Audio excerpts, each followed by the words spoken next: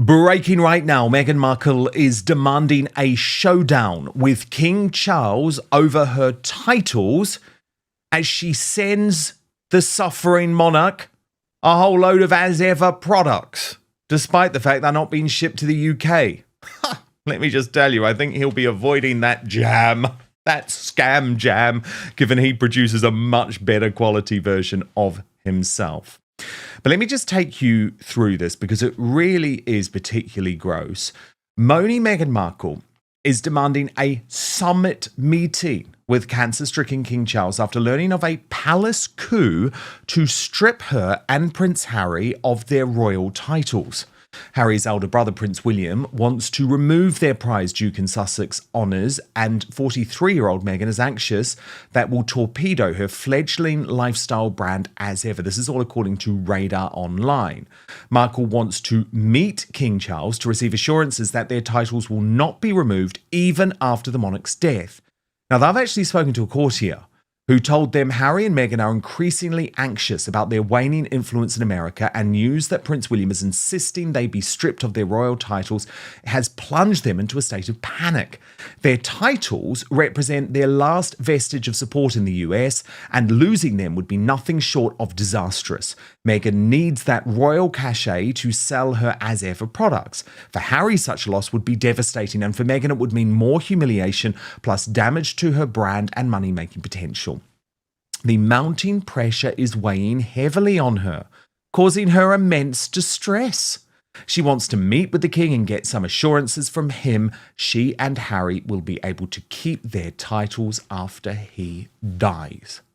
Angela Levin, our royal mastermind biographer of both Prince Harry and Queen Camilla, joins me now. Angela, this is completely outrageous. If Meghan Markle believes that sending some of her as-ever tat over to King Charles is going to make any difference, then she's totally delusional.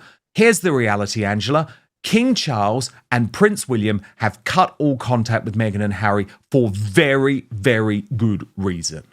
I need you to do something for me right now. It is free, it is easy, it is simple. Just hit that subscribe button on YouTube. That's because over 50% of you watching this video haven't done that yet. Yeah, absolutely. I mean, she even had the audacity to say, I hold him in such regard.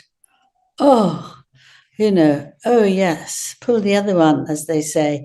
It's really a disgrace. He won't have time, and he's got better things to do. He's now got over feeling the sadness and anger that he felt before, and he doesn't think about it too much. And she's demanding it. She's not hoping it would happen and sending a few bits and bobs, jam and stuff like that. I mean, it's just, I am very important and I have to know what you're going to do about this when you're dead, and I hope he stays up in Scotland for a long time. And by that time, wherever it is, it's got lost, because a lot of the things she has sent to people, they've got lost, and often they haven't got the one of the two things in the box if it does get there. And where she says, I'm so sorry, I'll make sure you get something else instead. She's no longer going to do that because she can't find the receipt. So this is her attitude. So King Charles can easily say, or get one of his aides, not he wouldn't say it, get an aide to say, I'm so sorry, it hasn't arrived. Oh, it's arrived and it was empty, we haven't got it, I'm so sorry, and actually play her own game back. But actually they're more likely to take absolutely no notice, and quite right too. It's not their business, and she of all things, who actually behaves towards the royal family as if they mean nothing, doesn't deserve to have any royal family call. Totally. And the thing is, Angela, no wonder Charles and Camilla and William and Catherine are not returning their text messages or their phone calls. There was always a consequence for the publication of Spare. There was always going to be a consequence for the Harry and Meghan Netflix horror, and particularly a consequence, by the way, for taking Charles's own government to court. This is the consequence. Deal with it. Sending some of your scam jam over the Atlantic is not going to make a difference. But what's also very interesting, Angela, is that overnight, the Daily Beast have reported on this outrage that Meghan Markle has apparently attempted to claim to the public that Her Royal Highness, that title, which she's not allowed to use, is something that foreign dignitaries are actually referring to. Now, what's really interesting about this was from the Ukrainian Vice President, Yulia. Now, you'll know that Harry was in Ukraine, which is a whole other story. 90 minutes. Yeah, exactly. And given he says, it's so unsafe in the UK for me, but, I'm going to go to Ukraine. Yeah. But if you actually look at this LinkedIn post, this LinkedIn post from Yulia Angela, what's so interesting, you'll see there, and this is really critical, I've circled Meghan Markle at the top, because then when Meghan posted it on Instagram, she got rid of that top of the post so that it began with Your Royal Highness. Now, the Daily Beast and their very well-connected royal editor or European editor at large, Tom Sykes, has been looking into this. And not surprisingly, Angela, this has caused huge consternation with the palace. It's worth me taking you through it because he's done some very good reporting on this. So he writes that Meghan Markle has provoked outrage among friends of the royal family after publishing a message addressing herself as Your Royal Highness. However, Meghan has called that Sandringham Summit agreement into question by publishing a letter from Ukraine's vice president on Instagram using the greeting this weekend. Buckingham Palace declined to comment, but a friend of King Charles III told the Daily Beast that he would be dismayed at Markle posting a screen grab to Instagram of a message from a senior Ukrainian Vice Prime Minister, Yulia Svajdenko, that began Your Royal Highness. And this is what the friend of the king said. It's outrageous. Every time you think they can't make it worse, they make it worse. The deal with the HRH was a way to stop them cashing in while letting them walk away with pride and dignity and trust. And now Markle is using her HRH on a website which seems to exist to sell jam. They say they want a reconciliation. I'm sure the king's first reaction will be dismay, but he simply doesn't allow himself to get angry about things like this anymore. But then an expert who knows the family added to the Daily Beast, there were plenty of people at the time who said it was a mistake to make not using the titles a mere gentleman's agreement rather than just removing it. This post may not matter in and of itself, but it raises a bigger question. What are they going to do if she simply starts using her HRH again? She probably can't be stopped as things stand right now. The bottom line is she is officially an HRH. It was never removed. And tellingly, Markle's office did not respond to a query from the Daily Beast asking if the post meant either that she would henceforth not correct people using her HRH title or that she intended to actively start using it herself again. And Angela, this is why I have always been so clear, ever since before the Sandringham Summit, the titles should have just been removed. She wants to be Her Royal Highness. Yep, absolutely. Now, in retrospect, it sounds that it was all very wrong. But at the time, I think that Buckingham Palace, the king, and everybody involved in it didn't want to make more of a staff than actually was needed. And so they wanted to go very carefully. And they thought that if they didn't do that, they could leave with dignity. And it wouldn't be quite so bad for them. But of course, the dignity's long gone and their behaviour hasn't fallen in with what they said, which was they wouldn't use the royal name when they were trying to make lots of money. Commercial gain is the actual word. And they didn't really want that to happen. So it's a very difficult thing to have decided, but very wrong now in retrospect that they didn't actually go at the time. And then, of course, we come to this debacle over Prince Harry's court case and the security. But I just wanted to show you one of these brilliant memes. You know, sometimes, Angela, something comes up on the internet and it's just so good because it sums up a story actually better than sometimes we can. And this is one of those examples. The Prince Harry hokey cokey. They tried to trap us in. They tried to force us out. In, out, in, out. My lies have been caught out because, Angela, he doesn't know whether he's coming or going. on this. Like, did they want him? Did they not want him? He was trapped. And of course, we had this ludicrous interview with the Daily Telegraph where he said, oh, we're just trying to create a happy house, and everything that's come out in court is just so terrible. My worst fears have been confirmed. This is all some sort of conspiracy, according to Prince Harry, Angela. Yeah, well, it's absolutely extraordinary that a man who might be terribly intelligent, but he is intelligent, people say he's not, but he has actually got some intelligence, should keep asking again and again and again for the king to deal with the government and let him have our tax money to help him look after himself and his family 24/7. And the King Charles has let it be very carefully known that he can't do that to the government. That's the end of it. He cannot do that. But he keeps going on and on and on about it. And then just behaving like a child, actually, sort of being very spoilt and spiteful and actually getting his own way and determined to do that. It will be a disaster if the court decides that he can have some money, because if he gets it for just this country, it won't be enough, certainly not for Meghan. Meghan, suddenly she will like it here because they don't have to pay, and she can get a lot of information which she can sell and to Netflix, and they can get another contract. But otherwise, if they get it for here, they will want it for all around the world. It would cost us a fortune. Why should we give our tax for them to go running around the whole world making rude comments about the royal family? They can't do that, and they're not going to do that. I think it would be very wrong to do that.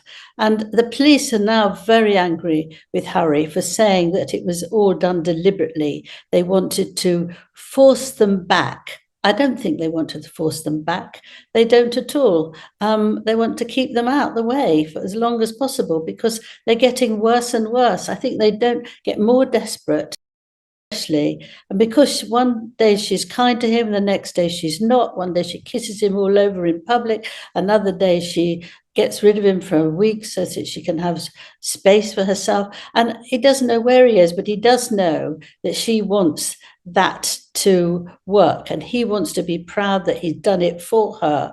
And so he's absolutely all over the place. He doesn't know what he's doing, and he's making a complete fool of himself, I think. Meanwhile, Angela, speaking of making a fool of himself, this Centre Bali charity disaster ain't going anywhere. I know it's gone a little bit quiet over the past few days. I haven't heard from Dr. Sophie Chandoka again, but that court case isn't going away. However, Angela, Sue Reid, very good journalist for the Daily Mail, has actually gone to Lesotho and written a really damning investigation, which is headlined How Harry's HIV Charity That Promises Never to Forget has left behind the very Lesotho orphans it was set up to save. And look, there's so much damning stuff in this article, Angela, but I just want to read out just one paragraph for you where she writes about a particular family, the Matila clan.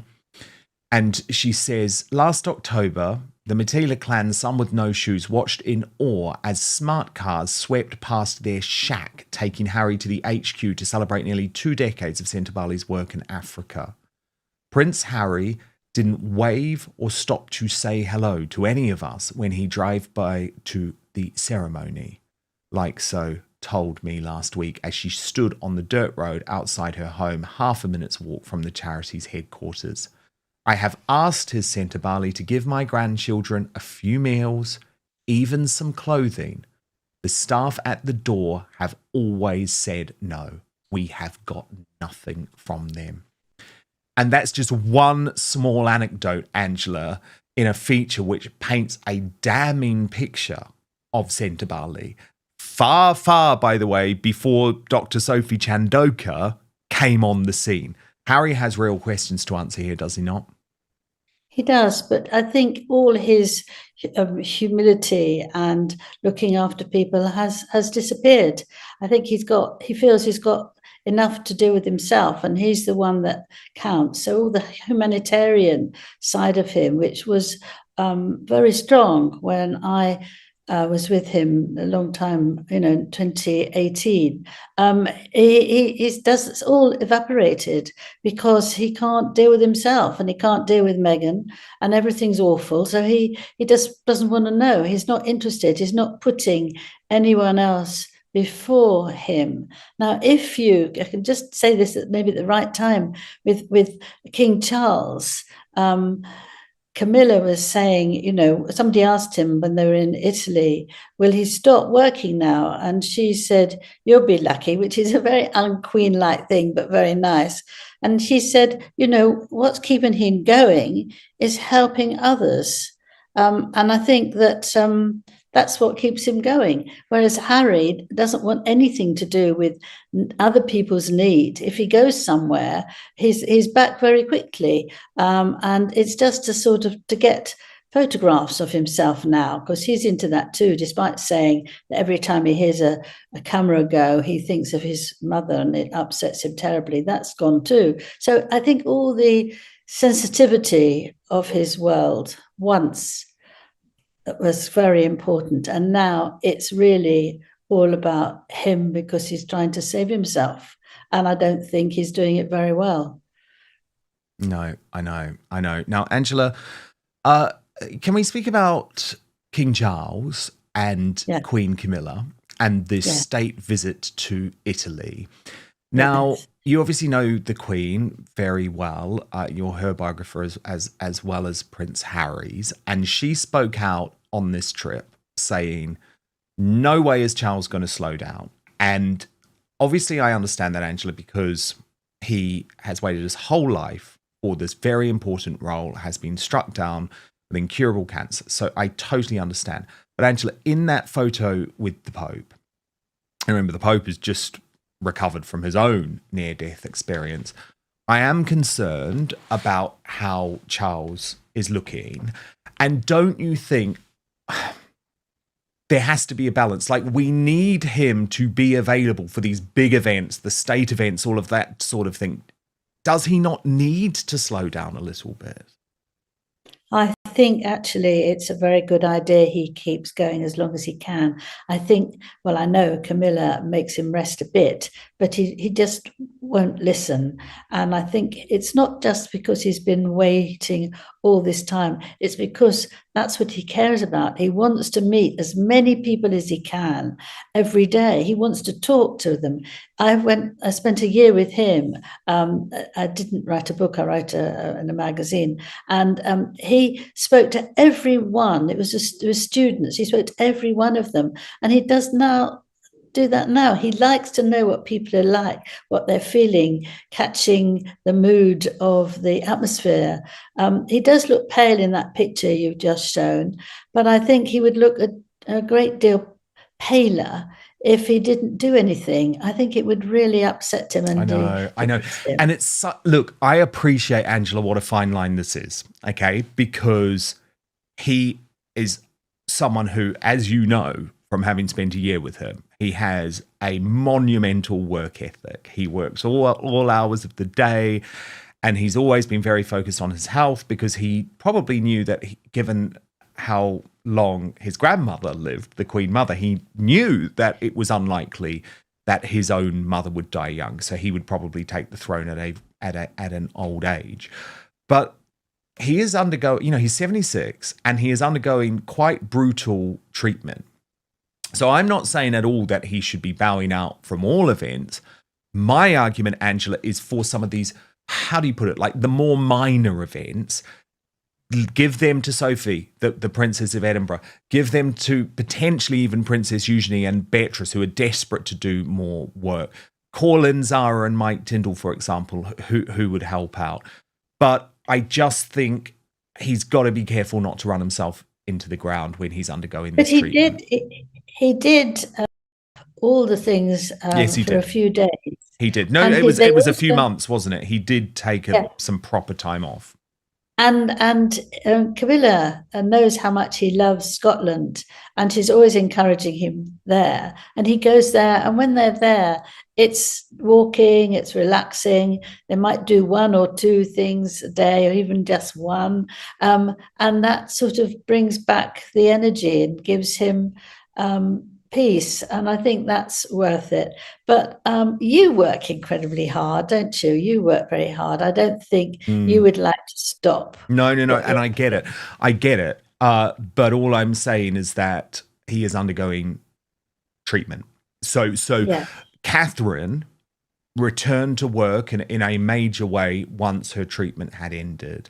As I say, I'm just looking at that picture of his face, Angela, and he's just, it's just sad to see. He's aged so significantly. Catherine spreads it out, doesn't Yes, she? she does. She doesn't do it one after the other. And 4 days, it was incredibly busy then. But it was their 20th anniversary, and I think they both wanted to really enjoy it. And the way they were... Yeah. And he's the king.